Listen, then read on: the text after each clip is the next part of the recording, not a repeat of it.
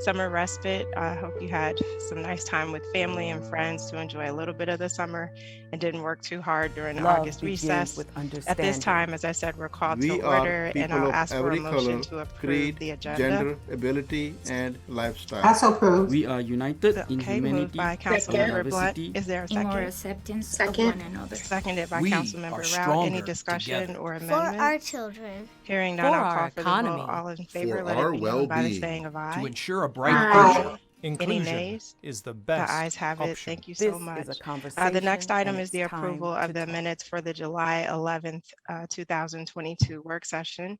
Is there a motion to approve? So moved. Moved by Councilmember Rout. Is there a second? Second. Seconded by Councilmember Brown. Any corrections, discussion? Hearing none, I'll call for the motion. All in favor, let it be known by the saying of aye. Aye. Aye. Any nays? The ayes have it. Thank you so much. At this time, I want to move right into the special appearances because we're very fortunate to have Senator Malcolm Augustine of District 47 with us this evening. Senator Augustine, I wanted to turn it over to you for an opportunity to talk about the upcoming picnic. Thank you, Mayor. I really do appreciate that. It's good to be with you all this evening. Senator Malcolm Augustine, very pleased to announce that we will be hosting a District 47 cookout at Bladensburg Waterfront Park between 12 and 4 o'clock on this Saturday. I'm hopeful that folks from Bladensburg will come out. You know, it's our crown jewel there, the park. We will have folks there who will be assisting with things like energy assistance and other healthcare matters. We'll have games and fun things. And I just hope that folks will come out. And we really look forward to seeing them on Saturday between 12 and 4 at Bladensburg Waterfront Park. Thank you. Thank you, Senator. And is there any support you need from the town in terms of traffic support or, anything? I wanted to make sure that we can support any additional needs that you and the delegation may have. Thank you. I really appreciate that, Mayor. We will absolutely be in touch in the next day or two if that is the case. So I really do appreciate that. Thank you. Yeah, I know traffic control on that side of town can be super helpful trying to move bodies safely across Annapolis Road. So I look forward to hearing more. Thank you. And Senator, while we have you, thank you for your advocacy as it relates to some of the home or resident living conditions that we've had to deal with over the summer, as well as the Bladensburg High School football field or track and field. I'll give an update a little later in the meeting, but just want to thank you for always supporting and helping us get things done in Bladensburg and the entire District 47. Really do appreciate that, Mayor, all the work that you all do, and I'm just pleased to be your partner on that. So whatever way I can be helpful, please do let me know. Thank you very much. Will do. Thank you. Have a safe evening. Thank you. You too. Bye. Bye-bye. Bye. Thank you. All right, so that concludes our appearances for tonight's work session. Mr. Charnovich is under the weather this evening, so we encouraged him to stay home and be well. So I didn't know if Mr. Hall was on the line or anyone else from the team that might be able to give us the State Highway 769 update. If not, we can table this until the October meeting. But I think Mr. Charnovich was running point in terms of the communication and updates. So is that all right with the council if we just table that until next meeting? Okay. And by the same token, with the 57th Avenue project, I had asked him for an update on that, but I think we're going to have to hold off on getting more of an update until he can return next month. So if the council is amenable to that, I would just ask that we table that for next month. Just put a note here. Mr. Tonelli, on the next item, the refuse contract RFP. I know we talked about this a few months back. Again, understanding Mr. Charnovich couldn't join us tonight, but on the staff update side, is there anything you can share with the council in terms of where we are? I know there was some input in terms of putting out an RFP. So again, if that needs to be an October item, that's totally fine. We're going to have to adjust that meeting anyway. So I can just touch on it briefly since okay. our contract expired over a year ago. I think it's been beyond that, and we have been month to month with our current provider, and they've held they've been gracious enough to extend the same monthly pricing per the contract that we engaged in back in 2015 to start in 2016, I believe. And with the fuel increases and supply issues, trying to get new vehicles, and I know they've had some issues trying to keep the fleet on the road and everything. What they've done is what we've seen across the industry, the trucking industry, is they did a substantial fuel adjustment that raised the price of our contract about $8,000 a month. And that started in June 1, and we've been seeing that since. And but we do have to go out and solicit a new contract. But by the time we found this out, it was probably about the worst time to go out and look for a contract, because most companies want to be in a long-term 3 to 5 year contract. And if you try to bid this service out when the fuel prices are at the very highest point, you're locked in for that for a few years. So if anything, if we're waiting, until October and maybe November to put a bid out when the fuel prices have come down, diesel prices have come down, as demand has decreased because the kids are back in school, people are traveling less, everything else. So fuel prices keep coming down, but that's where all this has started. So, but again, this is something that we're going to have to probably pick up at the next meeting at least. And there is a state contract, and there is, but again, that came out at the higher end of the prices. So this is a state contract, assuming that they are going to provide service in a larger area. I mean, get down to smaller municipality like us, I think we could do a lot better than trying to piggyback on a state contract with the current vendor out there. But that's just my, I have no idea until all this goes through the process. But that's just what I think about How do it. we acknowledge the bruise? That's definitely helpful, and especially factoring in the cost of fuel at a negative time. Right now where rates are still high, they've come down a little bit, but still, But in the echo of we'd violence, love to see them come down brutality, further. So I think it fear, is and helpful for frustration, the we can council to just persevere, hear the resilient benefit in the face of holding till uncertainty, October or and steady in our November before we convictions. go Our out there to wounds see can where we heal, are, and our communities can especially with unite. those gas Now is the prices at time for that our point. honest conversation. I'm just To worried about dissolve taboo next after November. and Now you're into unearth the holiday roots of season. So does unrest. that And from increase, that earth to grow a community activity, founded on mutual holiday respect, travel? Will that have a empathy, negative and kindness. impact A on capacity prices, to or know no is impact greater at than all our will to until, fight. next love Memorial begins Day? with So understanding. anyway, This is a appreciate that feedback, conversation, and just look and it's forward to time having a to more talk. Yeah, real robust. quick, the best time for fuel prices to stabilize is right before that and after hurricane season. Gotcha. So that is like the ideal time Love to, begins with if we understanding. can We are get into something people there of every before color, the creed, gender, ability, winter storms, and lifestyle. stop We are traffic and everything united else. in humanity, our Good diversity. advice. in Thank you, more Mr. acceptance Numbers, of one man. another. We are stronger together. All For right. our children. So For our you're- economy. For Oh, our I'm sorry. I well-being. did not see your To hand. Go ensure ahead, a bright Councilmember future, Rout. Inclusion I just is the do we best know option. This is a how conversation, how and it's many time of to our talk. counterparts, I can't talk today, how many of our counterparts are using baits? Have we Oh. Hi. Community dog. Do we know? That offered emotional. That offered emotional support. Thank you, Rocky. As we were talking about stressful gas prices. Yes. Do we know how many of our counterparts in this area across the county, who they are using? Like, has that, could we explore having our staff reach out to some of our partner municipalities? I'm just curious to see who else is using and who,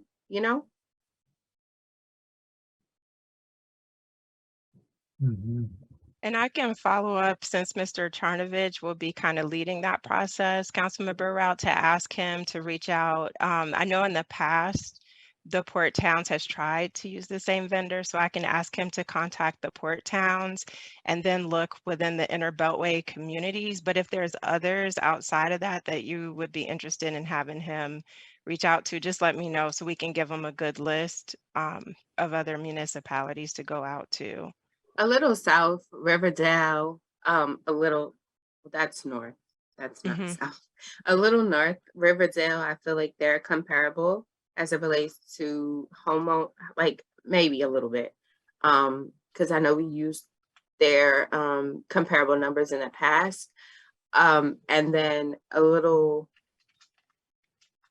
I mean, Landover Hills. I mean, I'm just any comparable within this, jurisdiction of where we are, locality in where we are.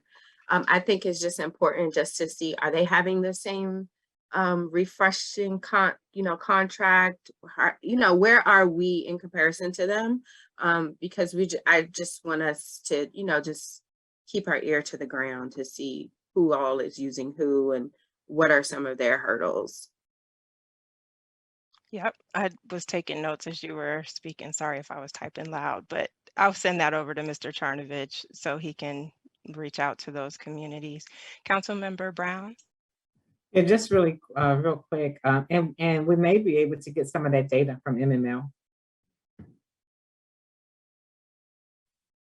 Okay, That's good it. advice. Okay, thank you for that. So I'll just mention that to him as well, so he can come back with that information for the October meeting, or hopefully prior to, so that we can have that just as a point of reference before the October meeting when we have to come back and discuss it.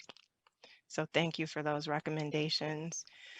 So on this next agenda item, which is the Bladensburg High School track and field, I wanted to give just a brief community update. Mr. Gray, I'm going to try to share my screen. I know Mr. Tonelli is the pro at this. So I'm going to try to do this. I know once you have your screen up, it's hard to see whether or not you have, everyone can see it. So if you could just yell at me and let me know. Let's see. Okay, share. Screen 2. Okay, are you able to see the mock-up here? Cool. So this is not an exact replica, but just to give the community an idea of the direction that AD Trueblood, Principal Faulkner Jones, and the Prince George's County Public School System are looking at for our new track and field. They initially were supposed to have this project completed in the fall of 2021. Unfortunately, there were some delays. Project cost doubled from 2.2 million to 4.4 over the last few years, just because it's taken so much time to get to this point. And so they did need some additional time to come up with those resources. The long story short is we're finally moving forward. And so again, I wanted the community to just get an idea of what the school system is looking to provide to the school community here. And then just to provide an update in terms of the timelines. And so where we are for the fall priorities on the construction for the football field is, let me try to do this. Sorry, I'm on 2 screens and the sharing kind of made my update minimize. Okay, I'm back at it. So in terms of the stadium field and pedestrian egress lighting, the design and permitting of this work is projected to be completed and approved by the end of October. So the lighting as you walk along the path exiting the football field for safety of the community, because in the fall it does get darker earlier. That's why that lighting work is so important in that egress area there. But upon approval, the contractor will begin mobilizing on-site and mobile installation of those items. And the scope includes stadium lighting, again, the egress lighting, at the exit stairs and ramp, and lighting also under the home bleachers. In terms of the design and permit status, the design of the turf field and track and field improvements is roughly 75% complete, with permitting currently at 10% complete. As we all know, sometimes the permitting process takes a bit longer. They have started initial concept review. They being the school system has started initial concept review with submission with DPI and are projecting to receive permit approval around mid-December. So just as the kids are breaking for the holiday. And at that point, they anticipate being able to start construction. The preliminary construction schedule for the stadium field and pedestrian lighting. So that will be scheduled to start at the beginning of November and end by the end of December. But because of the weather going into December, the turf field and the track and field elements, including the scoreboard, will most likely not begin until early 2023 with completion by July 1, 2023.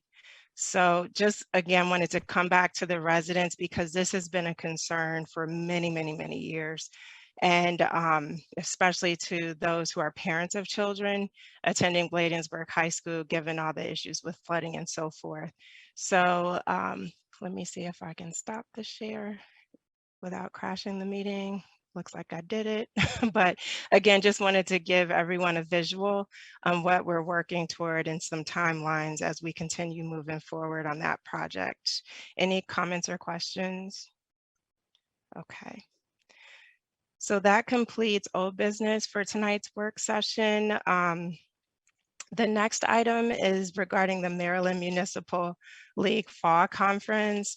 And Mr. Charnovich had sent a note out to the council because of the dates that this year's fall conference occurs over. It starts October 9th and goes through Tuesday, October 11th. So that means it's occurring over Monday, October 10th. So wanted to know if Councilmember Rout, you want to just do the council meeting by yourself and run it and make all the votes? Or do you all want to look at rescheduling? And if we're looking to reschedule the, let me go back to Mr. Charnovich's note in terms of the dates. So the options for Mondays in October would be either a week early on October 3rd or a week later, October 17th. If we do the 24th or 30th, now we're getting much closer into the November meeting. So wanted to open it up for feedback from the council. Mayor, I'm fine with October the 3rd. And Okay. especially since we had to move, table, some things from this meeting to next meeting. And then if there's something else that we may need to address later on in the month, we can do so, but that's Yeah. I know from my side, October 3rd works much better than the 17th. I won't be available the 17th, but there'll be, I'm sure, enough if that ends up being the better date for everyone else. Councilmember Blunt, your feedback? No, the 3rd is fine. And Okay. yeah, 3rd is fine. Okay. The 3rd is fine for me as well. Okay. Councilmember McBride? 3rd is fine for me also. Okay, fantastic. Okay, so I'll follow up with Mr. Charnovich and let him know that works best for the council to go ahead and get that public notification out. But thank you all for sharing your availability. And then the other item, so I kind of merged the item A into B, mentioning the conference, but do want to just call out myself, council members, Blunt, I believe, McBride and Brown will all be attending. And then moving down to item C on National League of Cities, I know Councilmember Rout is planning to attend that conference as well. I also would like to attend NLC, but wanted to ask, was anyone else interested in attending NLC so we can ask staff to take care of the registrations for that? Mayor would like to take a look at it and before giving a yes or no, but I will have an answer by the end of the week. Is that good? That works. And yeah, and if you want to kind of get a sense for the daily schedule, I'm not sure if you had a chance to review it, but Mr. Charnovich did put the like sort of the schedule at a glance in the packet to see, so you can kind of see what works best for your schedule. Okay, thank you. So I'll let them know it's 2 and a maybe. Okay. All right. And then moving down to the next item with respect to our project on the new municipal center, as well as the new trade school, I wanted to open that up to the council for some feedback there, because we do need to move those projects, at least initially, to get some groundwork started on there, and wanted to get your thoughts on securing some consulting assistance to help us do the initial work to start moving that those projects along. So I'll just go around the room. Councilmember Blunt, I'm just going like left to right here. Uh-oh. Can you go the other way? Okay. Sure. Councilmember Brown. Did you say Brown or Ralph? Yes, Brown. Can you go to Ralph, please? Sorry. Oh my goodness, y'all are funny. Okay. Everybody's a little rusty from August. I'm Like, joking. wait a minute, what? I'm joking. So I think, are you asking for whether or not what my opinion is about the consultant? Yeah, in terms of getting some consultant help, because we're down without the town administrator, and we need to work to fill that gap, but we don't want Right. the progress of those projects to be held up overall. So Mhm. at least if we got a consultant who could start with the groundwork of getting Mhm. more accurate proposals, understanding what that looks like, and Mhm. helping us with those initial steps. Mhm. Oh my gosh, everybody's getting love from Okay. Rocky tonight. Okay. Oh my gosh. All right, we got to go back to in person so Okay. we can just pass him down the dais. He's beautiful. Oh. I apologize. I Sorry, y'all. interrupted you. Go ahead. First time And it was funny. since mine passed, so. It was funny because I told Chief on Saturday, I said, well, I hope he's the community dog because he's getting real spoiled if he's supposed to be on the job.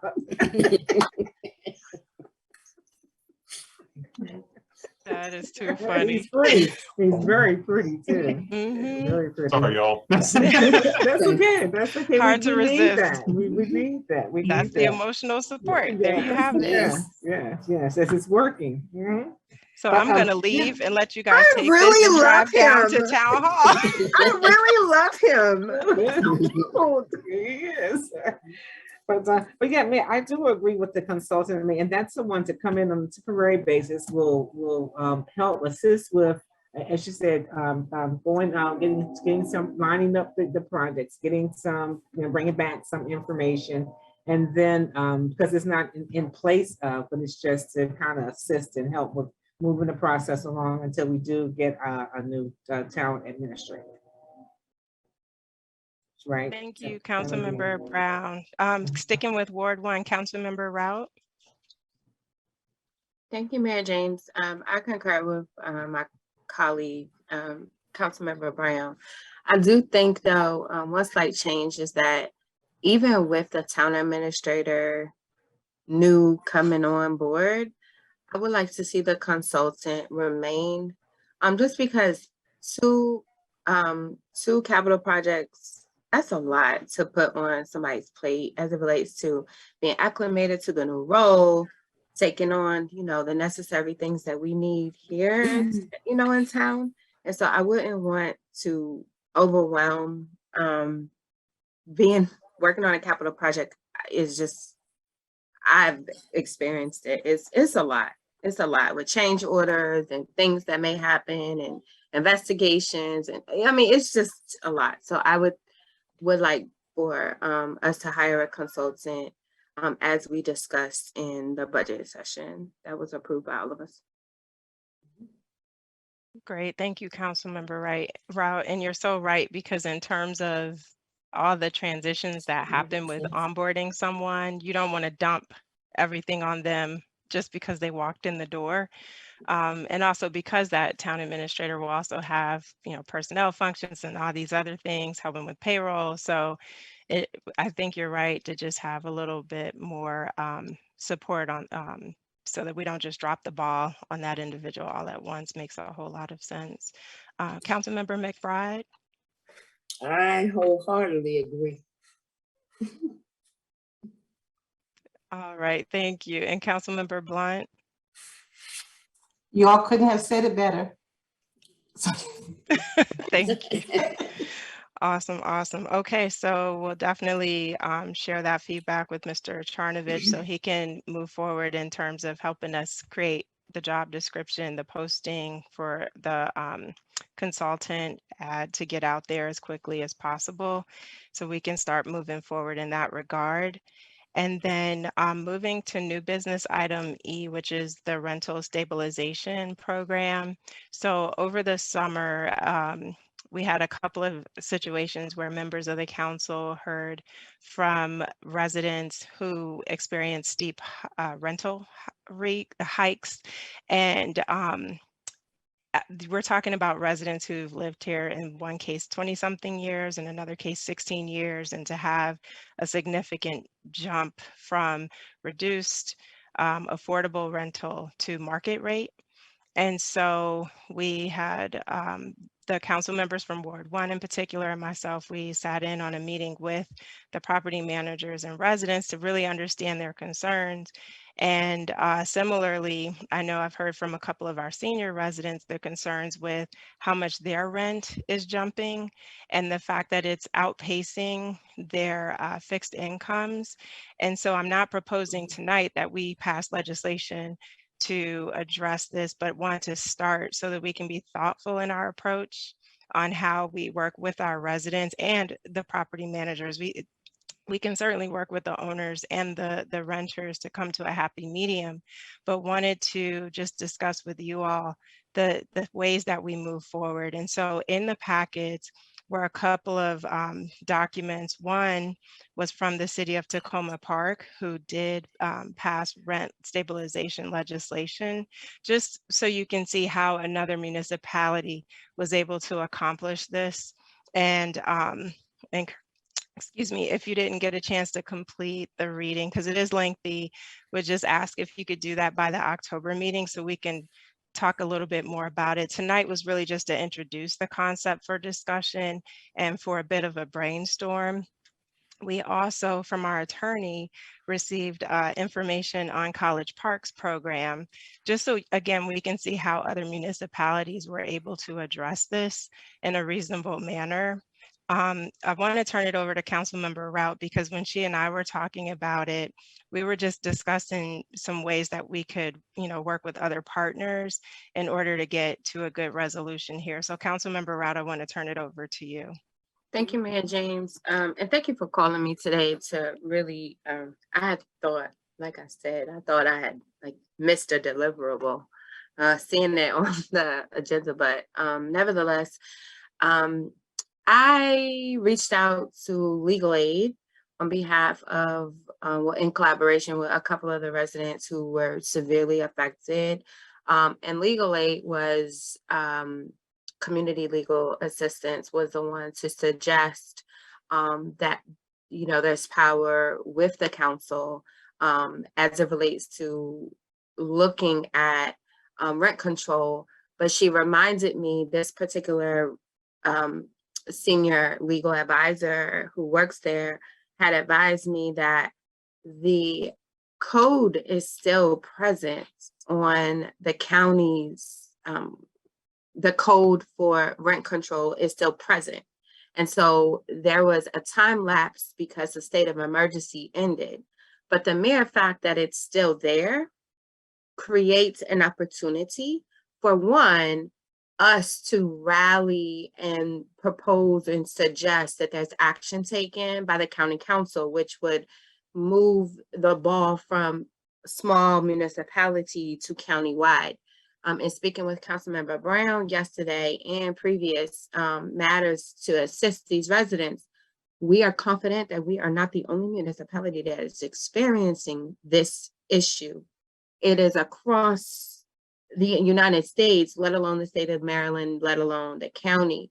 In addition, this may be something that we want to bring to PGCMA as a legislative priority, since it does impact other communities like the town of Bladensburg within Prince George's County, so that we can see if we can utilize our partnerships and resources to look at ways we can countywide attack this issue because it is impacting all of us.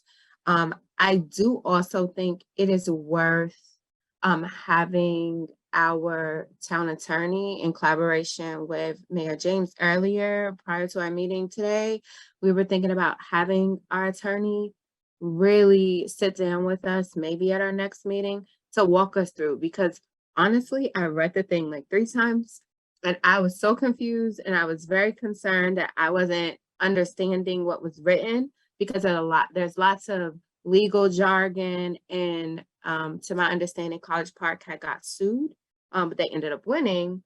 But I don't want to, Mayor James, you could share about that part, but it is a lot of, from what it looks like, it's very intricate as it relates to a committee working on this, to look at this. And I just, we just want to make sure that we have a vast understanding, because at this time I do not.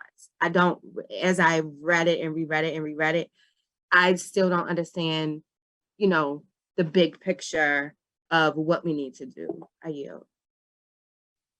Yeah, thank you for that, Councilmember Rao. And that was the idea, to just put it out on the table today, let the public know this is what we're looking into, this is why, this is how it came up.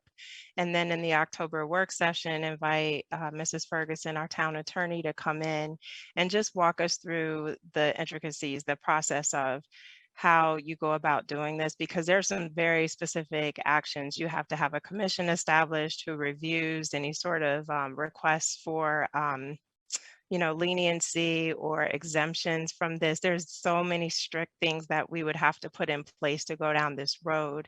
And so I just want to make sure we weigh all the costs of Bladensburg going it alone versus looking at our options, as Councilmember Rout said, advocating with our PGCMA partners so we can spread, any sort of costs if it comes to that, versus going it alone, but still ultimately achieving affordable rents for our residents. So again, just wanted to throw it out there, not for a decision for anyone to vote on anything tonight, but if we break up in some study groups to get ready for next week, we do two here, 2 there, I think that will help us come up with a list of those questions, just to make sure that we maximize the expertise from Mrs. Ferguson when she's able to join us in October for the meeting. So that completes the discussion on the rental stabilization. Mr. Reinhardt, I thought maybe you were going to appear with Rocky this time. It seems to be bouncing from box to box. I kind of did a double take. Oh man. Or feel free, if you're home, you have the family dog there, let him make an appearance, him or her. So the next item is the Rain Barrel program, and wanted to just, again, in the spirit of introducing concepts to the council and the community, wanted to just mention the Prince George's County government has a rain check rebate program. And through that program, there are specific actions that homeowners can take in order to get rebates back for their stormwater mitigation efforts. So for example, there's a fee structure for cisterns, for green roofs, pavement removal, permeable pavement installation, rain barrels, rain gardens, as well as urban tree canopies. And along those lines, I have not noticed many of our residents utilizing rain barrels. So I was wondering, is it just me, or I wanted to ask, has any of the other council or staff noticed in the community a prevalence of rain barrels with our homeowners? No. So, Mayor James, may I speak? Yes, go ahead, Councilmember Rout. So, my neighbor has 2 or 3 rain barrels, and it was told before there was like some type of liquid, but it's actually a rain barrel. But other than them, I don't know of any other neighbor in Ward 1. Maybe Officer Reinhardt, Thank you. I would have to say there's probably maybe 10 or 15 residents that do have the rain barrels. I know they're quite costly if you're going to get them from like a home goods store. I know we, the town, especially at the Boswick property, we do have several rain barrels up there that are utilized. But like I said, I know with Councilwoman Rout, her neighbor has one, and there may be a handful more in Ward 1, but they're not a popular item currently in the town. Thank you for that, Officer Reinhardt. And so that's what made me I suspected that was the case, and which is why I was thinking, because I think maybe we're a year or two away from recertification for Sustainable Maryland. This could be an opportunity for us to meet some of the goals that we identified as part of our objectives, to keep that certification, as well as the Maryland Sustainability Program. And so wanted to see if the council might be interested in piloting a program where we really champion the Rain Barrel program. We leverage working with the green team, because Elizabeth Seton has a green team and is willing to work with the town's green team. Same with Bladensburg High School. So to just build some momentum around capturing a lot of the stormwater runoff that we're experiencing on days like this, where, out of the blue, here you have these storms popping up, and really just dumping huge amounts of waters in very low-lying areas. And I wish Mr. Hall was on here, because we did discuss getting the rain barrels for the Bostwick event that we had back in July with the students. I don't believe they were very costly. I want to say like $30 or $20. And so that's what made me think, well, if we purchased a bulk order of, say, 25 or 50, not super large, and we just started a pilot with that to encourage residents to sign up and really highlight that they're doing this to encourage other neighbors. This could be a really great way in those heavily saturated areas like Bladenwoods Commons, behind that terrace level where they're up near the creek, perhaps in Ward 1, where, what is that, Tilden and, oh my goodness, I'm trying to think of where the four hills come together, 54th? Yeah, 54th Street, Tilden. Yes, like residents in those areas, not that they would be the only ones. However, if we could identify and really target places like that where we see residents being hit, especially now that we're in hurricane season, and I think more of these storms are going to be happening, that would be a great way to, try to mitigate some of the damage that's being done, from these heavy rainfalls. Councilmember Rout, I see your hand is up. Yeah, thank you, Mayor James. I am in full support of that, of being able for the town to purchase of like a bulk order. And then if we could maybe record the rain barrel, the gentleman that helped us with the Bostwick project, if we could like record that and get Mr. Jeffries to be able to put it on our YouTube channel, so that we can give instructions, right? So that, because I'm a visual learner, so if you just handed me something on a paper, I wouldn't be able to follow it. But like YouTube is something that I think our residents could be able to like log in and just do it as we do it. And then I know that some of the tools are kind of costly, like that saw thing that we were using to saw. So maybe, I don't know what we would do with that, but because it'll present some risk if like we did it, or maybe if like they borrowed our tool and then like checked it out and then checked it back in, like how Home Depot does it or something, just to like lower the cost. I wouldn't say our staff go do it. No. But if we could just rent it, I think that would be fine. But I definitely think that people would participate, still to the point where I know there were residents that had contacted myself and you. And so I think this is moving in the right direction. After the last two floods, there are a couple of Ward 1 residents that were affected, and I did offer that suggestion of a rain barrel. So even if it's costly, I think it's a step in the right direction, and being green. I yield. Thank you for that. And that's, I threw my finger up because I was thinking of signing out, the tools to borrow, and, you have 24 hours or whatever we, work with the staff to designate. But I agree, our staff cannot go out and install these.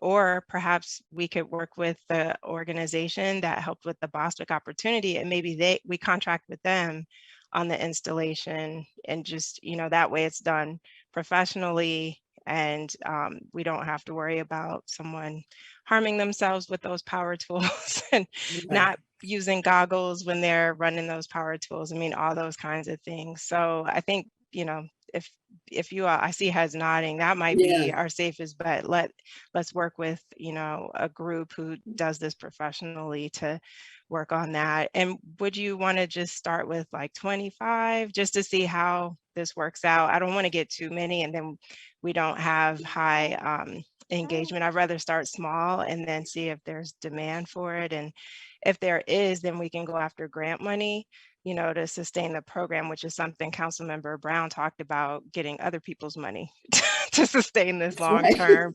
I was just asking, can we plant a seed and get it started? And it's, hopefully it'll flourish from there. So fantastic. And then that takes us through the end of the items for new business. We are, oh my goodness, it's 6:14. We are at the end of the agenda for tonight's work session. So thank you for the great ideas and not belaboring points so we can move forward. I will call for a motion to adjourn so we can have a bit of a break here before the 7 o'clock meeting gets started, where I think Rocky is going to make a formal appearance and may outshine our two newest officers. I feel bad for them. But you might want to show him last, Chief, just saying. Because once we start oohing and awing, it's hard to get orders. So those cute ears, just, But with that, may I have a motion to adjourn? So move. Moved by Councilmember Brown. Is there a second? Second. Seconded by Councilmember Rout. Any further discussion? Hearing none, I'll call for the vote. All in favor, let it be known by the saying of aye. Aye. Any nays? The ayes have it. Thank you so much. We're adjourned for tonight's work session. Okay. See you back at 7. Okay. Bye-bye.